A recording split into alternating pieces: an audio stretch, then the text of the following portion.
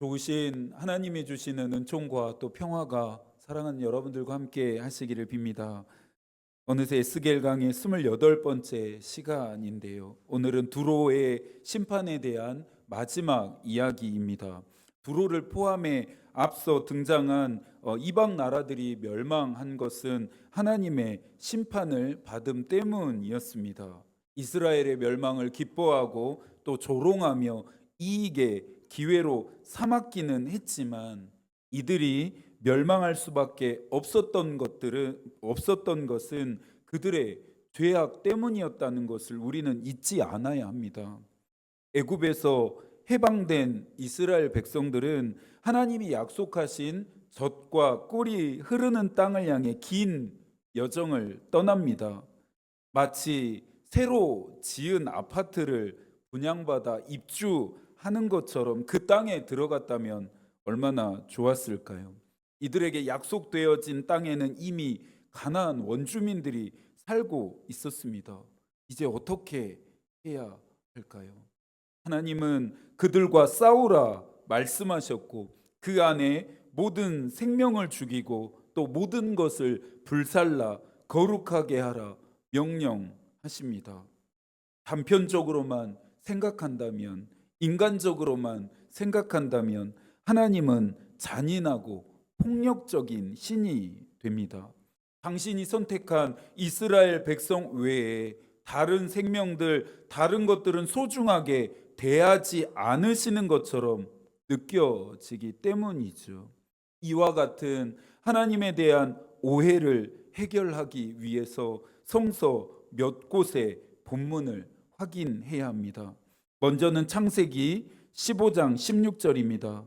내 자손은 4대 만에 이 땅으로 돌아오리니 이는 아모리 족속의 죄악이 아직 가득 차지 아니함이니라 하시더니, 다음으로는 레위기 18장 24절과 25절입니다.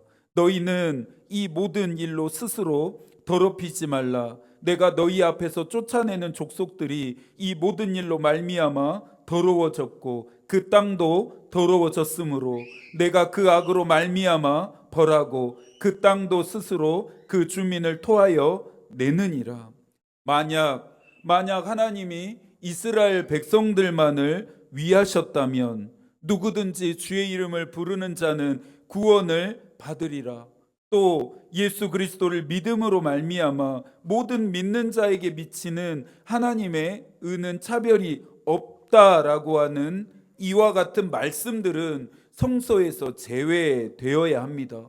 기록조차 될 수 없었을 것입니다. 가나안 족속들이 심판을 받은 것은 전적인 그들의 죄악 때문입니다. 오늘 본문의 드로 왕에 대한 심판 역시 그렇습니다.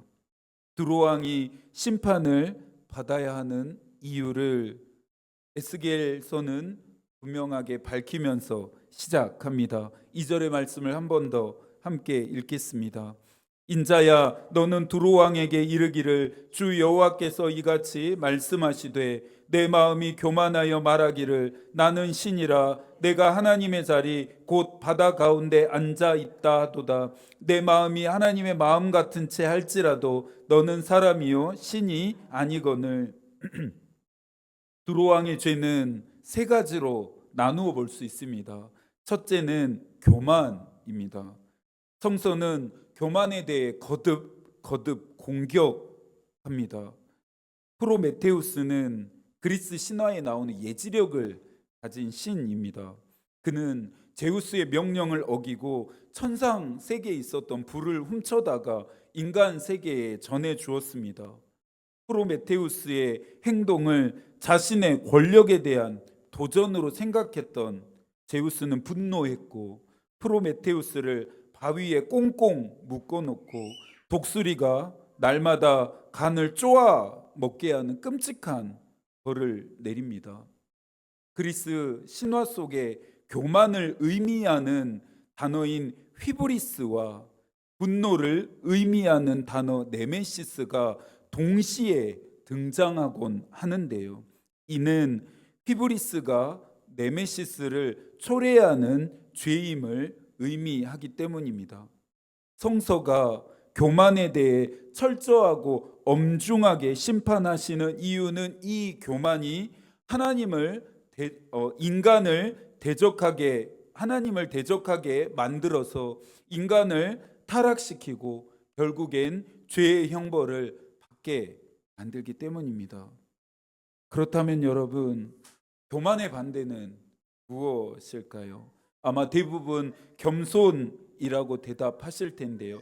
틀린 말은 아닙니다. 하지만 조금 전 살펴본 의미 안에서 찾는다면 교만의 반대는 자기 비움입니다. 빌립보서 2장 6절과 7절입니다. 그는 근본 하나님의 본체시나 하나님과 동등됨을 취할 것으로 여기지 아니하시고 오히려 자기를 비워 종의 형체를 가지사 사람들과 같이 되셨고, 하나님이셨던 예수께서는 자신을 비우고 또 비우십니다. 십자가에서 죽는 순간까지 자신을 비우셨습니다. 하나님을 대적함이 교만이라고 한다면 하나님을 따름은 자기 비움이 됩니다. 이것은 하나님을 따르는 우리에게도 요구되는 행함입니다. 믿음 생활을 해갈수록 비원해서 가볍게 되는 것이 아니라 악착같이 채우려는 우리의 모습을 보게 됩니다. 자기 비움은 예수께서 달리신 십자가 앞까지 우리를 안내합니다. 자기 비움 없이는 예수와 만날 수 없다는 말입니다. 두로왕의 두 번째 죄악은 하나님의 자리에 앉음입니다. 두로왕이 얻은 부와 명성은 그의 지혜와 총명으로 말미암은 것이라고 하나님도 인정하십니다. 그런데 두로왕은 자신의 배후에 계신 하나님을 인정하지 않습니다. 부와 명예를 얻음이 죄는 아닙니다. 그런데 이것이 자신의 힘과 능력으로 얻었다면서 스스로가 신이 되어 하나님의 자리에 앉음이 잘못된 일입니다. 한국 교회의 쇠락의 원인 중에 하나는 있어야 할 것이 없음입니다. 대표적인 것이 바로 하나님의 자리인데요. 한국 교회에는 하나님의 자리가 점점 사라져 가고 있습니다. 하나님이 앉으셔야 할 자리에 스스로 하나님인 채 하는 사람들이 또아리를 틀고 있습니다. 점점 하나님 없는 교회가 되고 있습니다. 여러분의 삶의 주인된 자리에는 누가 있습니까? 혹시 내가 주인인 양 행사하고 있다면 당장 내려오셔야 합니다. 내 삶의 주인은 어떻게 결정되는 것일까요? 내가 가장 귀하고 소중하게 여기고 믿고 의지하는 것이 주인 노릇을 하게 됩니다. 마지막으로 두로왕의 죄악은 하나님의 마음처럼 한 행동입니다. 이것은 어떤 의미일까요? 아마도 마음속의 교만이 죄악의 결과로 나타났다는 말일 것입니다. 15절 마침내 너에게서 불의가 드러났도다. 16절 너의 가운데 강포가 가득하여 네가 범죄하였도다. 18절 네가 죄악이 많고 무역이 불의함으로. 교만하고 스스로 신이 되어 하나님 자리에 앉은 자의 삶이 또 행동이 올바를 수는 없습니다. 교만을 경계해야 하는 또 다른 이유는 교만은 모든 죄악의 시작점이 되기 때문입니다. 바울은 하나님을 아는 것을 대적하여 높아진 모든 것을 다 무너뜨리고 모든 생각을 사로잡아 그리스도에게 복종하라 말했습니다. 우리는 말로는 그리스도를 따른다고 하지만 삶으로는 그리스도가 가신 반대편을 향해 걸어가려고 합니다.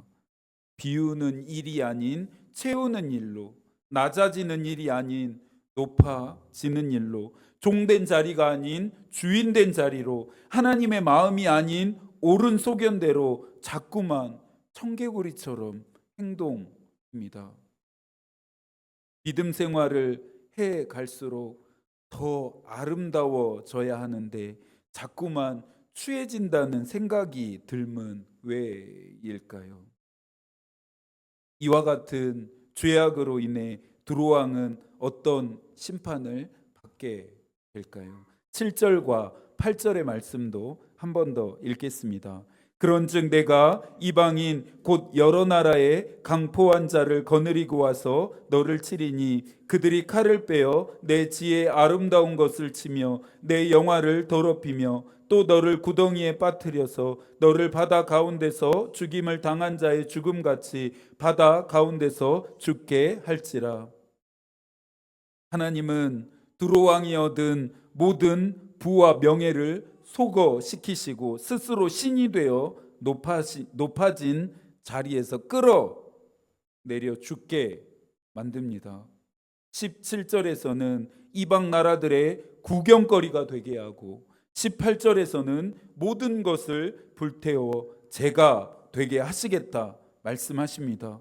또 19절입니다. 만민 중에 너를 아는 자가 너로 말미암아 다 놀랄 것이며 내가 공포의 대상이 되고 내가 영원히 다시 잊지 못하리로다. 두로왕은 부와 명예, 힘과 능력, 지혜와 아름다움의 상징이 아닌 이제 공포의 상징이 됩니다. 한 사람을 엄하게 벌함으로써 다른 많은 사람들에게 경각심을 주고 잘못을 예방하게 하는 일벌백계입니다. 두로왕의 심판에 대한 이야기를 읽어가면서 마지막으로 주목하고 싶은 표현이 나오는데요. 2절 후반부에 나오는 너의 마음이 하나님의 마음 같은 채 할지라도 너는 사람이요 신이 아니거늘. 또 9절 너를 치는 자들 앞에서 사람일 뿐이요 신이 아니라. 하나님 자리에 앉아 있고 하나님의 마음 같은 채 할지라도 그것은 하나님을 흉내내는 것이지 하나님이 되는 것은 아닙니다. 하나님처럼 되려고 선악을 알게 하는 나무의 열매를 먹고 또 바벨탑을 아무리 높게 쌓아보려고 한들 하나님이 보시기에는 하찮은 인간들의 발버둥에 지나지 않습니다. 목회를 해가면서 매일매일 깨닫게 되는 것 중에 하나는 나는 아무것도 아니구나. 나는 아무것도 할 수 없구나입니다. 목사인 사람도 한낱 사람일 뿐이니까요. 그래서 하나님이 우리와 함께 하시며 도우신다는 것을 또한 알게 되었습니다. 두로왕의 모습은 오늘을 살고 있는 우리의 모습이기도 합니다. 대림절 우리가 기다리는 예수께서 찾아오시는 곳은 낮은 자리입니다. 그분을 만나려면 어떻게 해야겠습니까? 나를 비우고 낮아져야 합니다. 남은 한 주도 하나님이 여러분과 함께 하시기를 기도하겠습니다.